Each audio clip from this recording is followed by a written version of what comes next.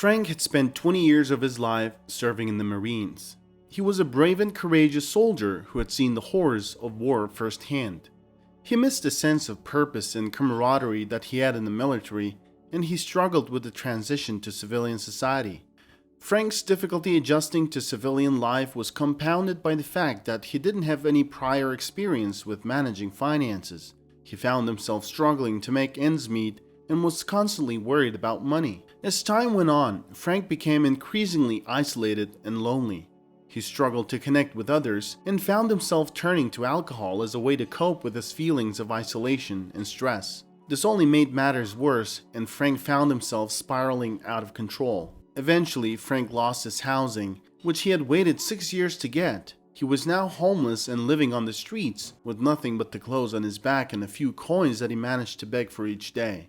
Frank felt like he had hit rock bottom and didn't know how to get back on his feet. Frank meandered through the well-known streets of his hometown, his thoughts stuck in a loop, replaying a particular day from his past. It was a day he lost a comrade during a special operation, and he couldn't shake the memory. His mind was like a hamster wheel, always spinning until he turned to alcohol to escape the pain. As he strolled by a row of shops, his attention was drawn to a hair salon, its bright sign a beacon against the gray backdrop of the street. Frank caught his own reflection in the window, and he stopped in his tracks, momentarily stunned by what he saw. The man staring back at him was a far cry from the soldier he once was. His hair was overgrown and unkempt, and his beard had grown to a length that obscured his features. Frank felt a pang of shame, realizing how far he had fallen. He had become one of the many homeless veterans who roamed the streets, forgotten by society and left to fend for himself. As he continued to stare at his reflection, Frank felt a sense of determination wash over him. He knew he needed to make a change, to reclaim his dignity and start anew, but the path ahead was uncertain, and he wondered if he had the strength to face it. With a few begged coins clutched tightly in his hand, Frank hesitated outside the hair salon, uncertain if he had enough. Summoning the courage to enter, he was met with disdainful looks from the staff, one of whom even wrinkled her nose and commented on his odor. Frank felt embarrassed and ashamed as he tried to explain the situation. I'm sorry. I know I don't smell great, but do you think you could give me a quick buzz cut? He said softly. Olivia rolled her eyes and shook her head. Sorry, buddy, we're not a charity here. You should try looking for cans in the trash instead, she said, pointing to a nearby bin. Feeling embarrassed and dejected, Frank turned to leave the salon. As he was about to walk out the door, he heard one of the girls snicker and whisper something to her colleague. What a loser, the girl said loud enough for Frank to hear. I can't believe he even thought we would let him in here looking like that. The other girls laughed along with her, making Frank feel even more ashamed. Frank took a deep breath and tried to hold back his tears as he walked away from the salon. He couldn't help but feel like he didn't belong in this world anymore. He had given his all to his country, and this was how he was treated. It was a harsh reality that he had to face every day.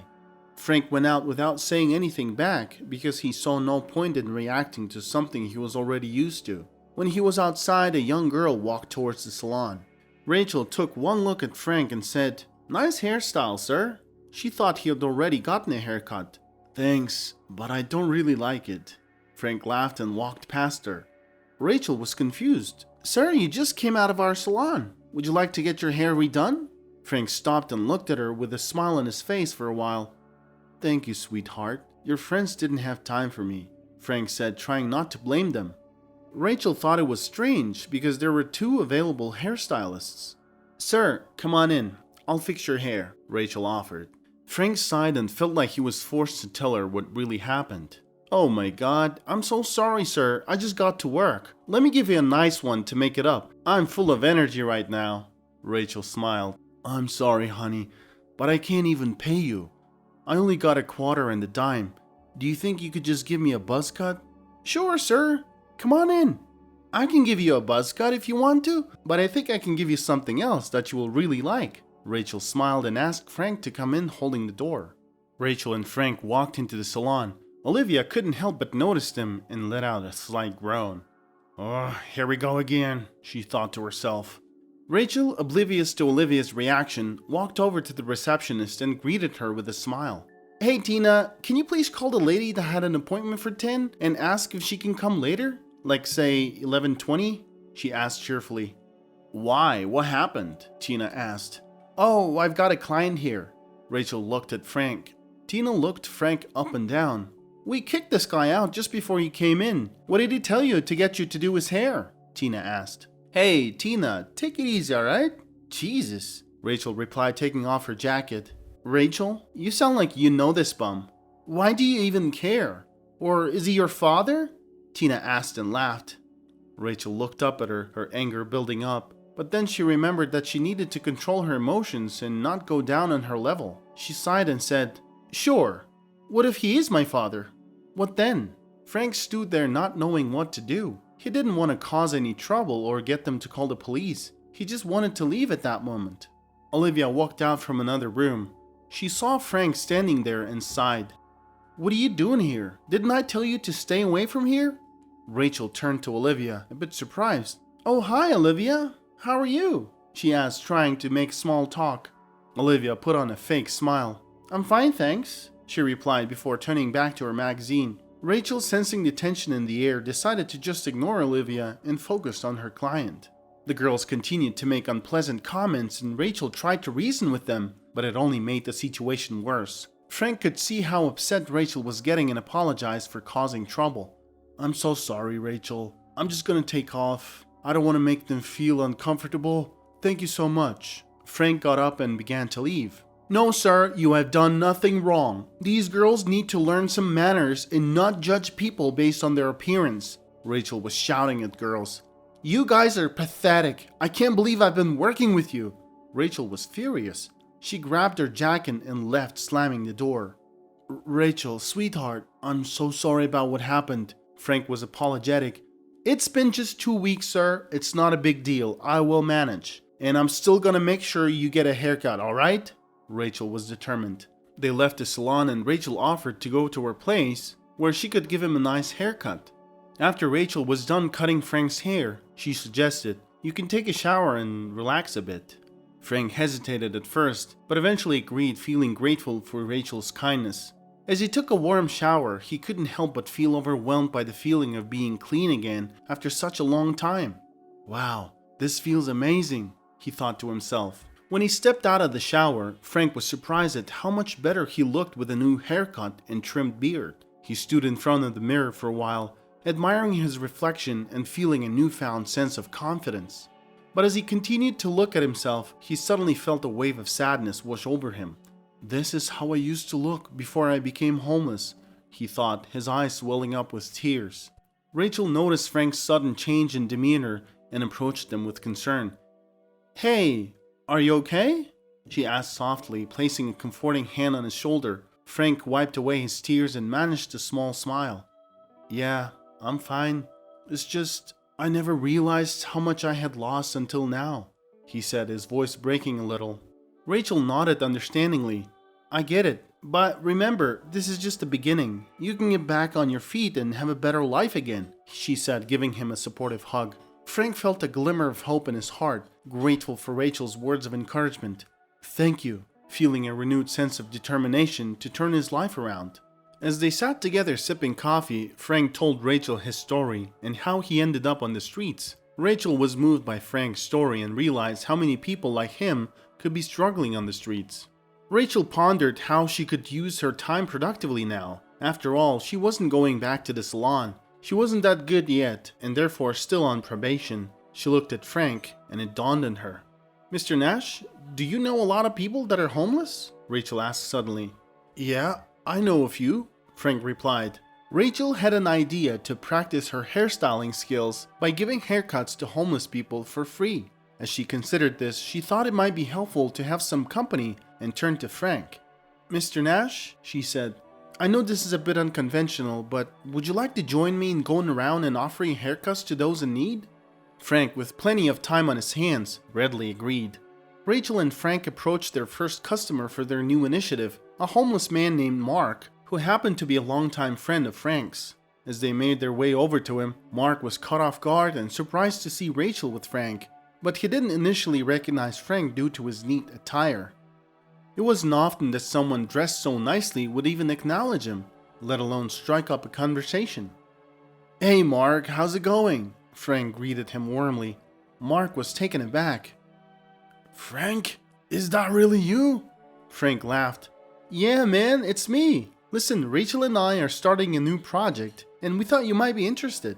Mark looked skeptical. What kind of project? We're giving free haircuts to homeless people in the area, Rachel chimed in.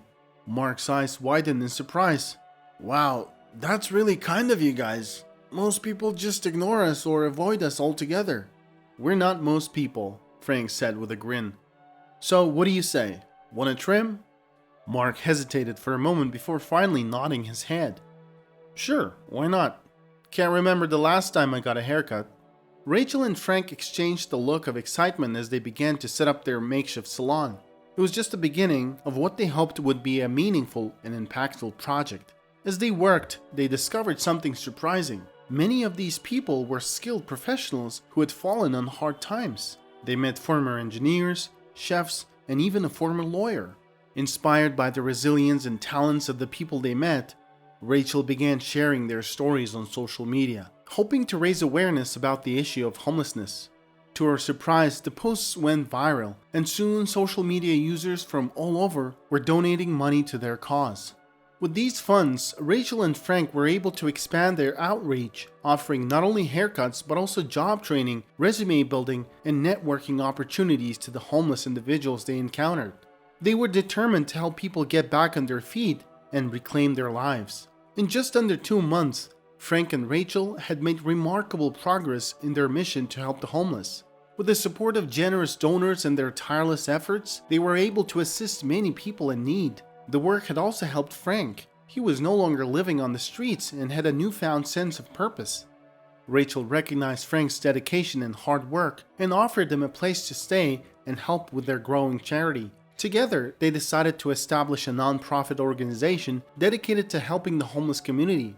The charity gained momentum quickly, with more volunteers and donations pouring in each day. Rachel's passion and leadership skills soon made her the natural choice to lead the organization, and she became its chairwoman. Frank took on an administrative role, helping to manage the day-to-day operations and ensuring that the charity stayed true to its mission of helping people get back on their feet.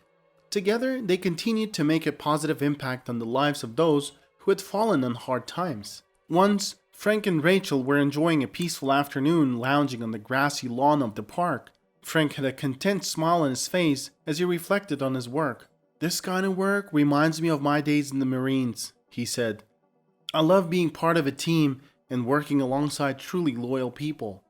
Rachel sat beside him, appearing more subdued than usual. Frank noticed her demeanor and grew concerned. Is everything okay, Rachel? Rachel took a deep breath, gathering her courage before confiding in Frank. My dad was actually killed when he was in the Marines, she revealed, her voice soft and trembling with emotion. Frank's expression softened as he reached out to comfort her. I'm so sorry, Rachel. That must have been incredibly difficult for you. Rachel nodded, tears welling up in her eyes. It was, but talking to you about it actually helps. It's not something I usually talk about. Frank nodded in understanding. I get it. It's not easy to open up about something like that, but I'm here for you, Rachel. You can always talk to me. Rachel managed a small smile through her tears, feeling grateful for Frank's kind words and support. Thank you, Frank. That means a lot. Ever since Rachel's father passed away, she had been searching for people who had served in the Marines. She believed that listening to their stories would bring back fond memories of her father's pride and eventually help her overcome her grief. What Frank didn't know was that when Rachel first saw Frank, she knew he was a former Marine based on his behavior and mannerisms. Their friendship deepened, strengthened by their shared experiences and their commitment to making a positive impact in the world. They knew that together, they could accomplish great things and help many people in need. As Rachel and Frank walked home from work one day, they happened to pass by the hair salon where Frank was denied a haircut. Memories flooded back to them, and Frank couldn't help but stop and look at the place. Remember this place? Frank asked, a smile spreading across his face. Of course I do, Rachel replied with a grin. This is where it all began. Just then, Olivia came outside and saw Rachel and Frank standing there. She looked at Rachel with a sneer and addressed Frank. Is this woman bothering you, Mr. Nash? Rachel was taken aback by Olivia's hostility and looked at Frank with a puzzled expression. "Not at all, Olivia," Frank said with a smile. "In fact, Rachel is the new owner of the salon." Olivia's face fell. She didn't understand what was going on. But a moment later, she realized that the man she had previously kicked out of the salon was the same man who had bought it. She felt embarrassed and ashamed of her behavior towards Frank, and Rachel could see the guilt written all over her face. Olivia hesitated for a moment before speaking. "I'm sorry for how I treated you before, Mr. Nash," she said, and ran back inside. She didn't know whether to stay or leave. Rachel was taken aback by the unexpected turn of events. It transpired that Frank and some of his fellow charity workers had been on the lookout for a hair salon that would cater to everyone, regardless of their background or financial situation. They had come across the owner of the salon, who was struggling, and expressed her willingness to sell it. Frank and his team seized the opportunity and decided to gift the salon to Rachel as a token of appreciation for her hard work and dedication. When Frank shared the news with Rachel, she was overwhelmed and couldn't believe what she was hearing. "You guys bought me a hair salon?" she exclaimed. "Yes, we did," Frank confirmed with a grin. "It's all yours, Rachel." Tears of joy streamed down Rachel's face as she hugged Frank tightly. "I don't know what to say," she whispered. "Thank you so much." Frank patted her back and said, "You deserve it, Rachel. You've been working hard and we wanted to show you our appreciation. We hope this will help you achieve your dreams." Rachel smiled through her tears, feeling a renewed sense of purpose and excitement. She was grateful for the support and encouragement she had received from Frank and the charity workers. As the group stood outside the newly acquired salon, they watched as the workers put up a brand new sign that read, "Rachel's." Rachel felt a sense of pride and accomplishment as she gazed at the sign, realizing that her dream was finally coming to fruition. "I can't believe this is happening," Rachel said, her voice trembling with emotion. "It's real, Rachel," Frank said reassuringly, "and it's all yours." Rachel couldn't stop smiling as she walked towards the entrance of the salon, her heart bursting with excitement. "I want to offer free haircuts to all the homeless people in our community," she declared. "Anytime they need it, no questions asked." The group looked at each other, all nodding in agreement. "I'm not surprised at all," Frank said and smiled. The charity also continued to grow, and Frank finally found a purpose in life.